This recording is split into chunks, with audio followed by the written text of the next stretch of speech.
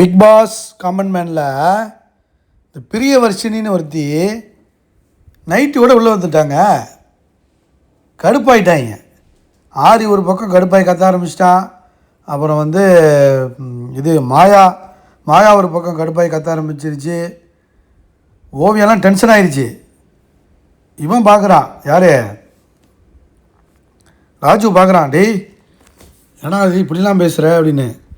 நான் என்ன அவுத்து போட்டான் வந்தேன் உள்ள அப்படிங்கிற மாதிரி. இதுதான் என்னோடய ட்ரெஸ் கோடு, மூடிட்டு பாருங்கடா, என்ன கண்டஸ்டன்ஸாக தானே எடுக்கிறீங்க அப்படிங்கிற மாதிரி. பிரியவர்ஷினி பெரிய பிரச்சனை பண்ணிருச்சு. உள்ளே வேறு மாதிரியான ஒரு சம்பவம்.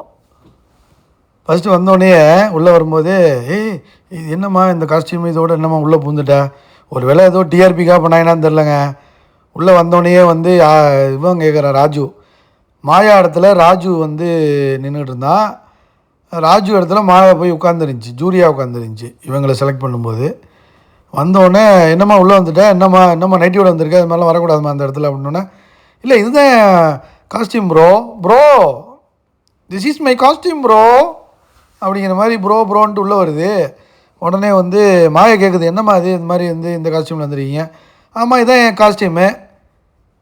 இல்லை இந்த மாதிரி இடத்துக்கு இப்படி வருவீங்களா? இல்லை அப்படி தான் வருவேன்.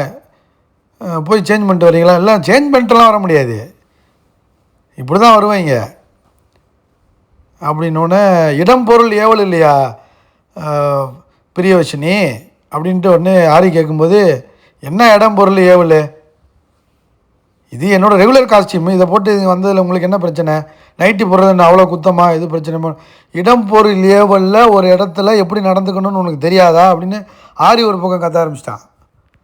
பார்த்து கத்திக்கிட்டே இருந்தான். என்னடா கத்திக்கிட்டே இருக்கீங்க, இவன் பார்க்குறான்.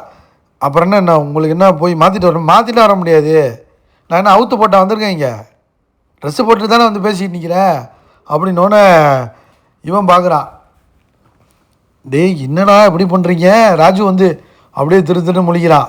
பார்த்துக்கிட்டே இருந்தேன், என்ன நீங்களாம் பேசிக்கிட்டு இருக்கீங்க, டே நான்லாம் ஓவியானா பேசிக்கிட்டு இருக்கவன் கிடையாது, ஆனால் பொறிக்கடலை சாப்பிட்றோன்னா மிச்சர் சாப்பிட்றோன்னான்ட்டு டக்குன்னு ரெட் கார்டு எடுத்து கிளம்பு யூ ஆர் ரிஜெக்டட் அப்படின்ருச்சு. இவங்கெல்லாம் பேசிக்கிட்டு இருக்காங்க கடுப்பாகி கோபமாகி. தலைவன் தலைவி ஓவியா தலைவி, அவள் சீசன் 1லே இப்படி தான் இருப்பாள். இப்போல்லாம் சொல்லவா வேணும், அதுவும் ஜட்ஜாக வேறு உட்கார வச்சுருக்கீங்க, சலங்கையை வேறு கட்டி விட்டு ஆட விட்டுருக்கீங்க. டக்குன்னு ரெட் கார்டை தூக்கி வெளியே போடு. திவ்யவர்ஷினி லைக் பண்ணுங்கள், ஷேர் பண்ணுங்கள், கமெண்ட் பண்ணுங்கள்.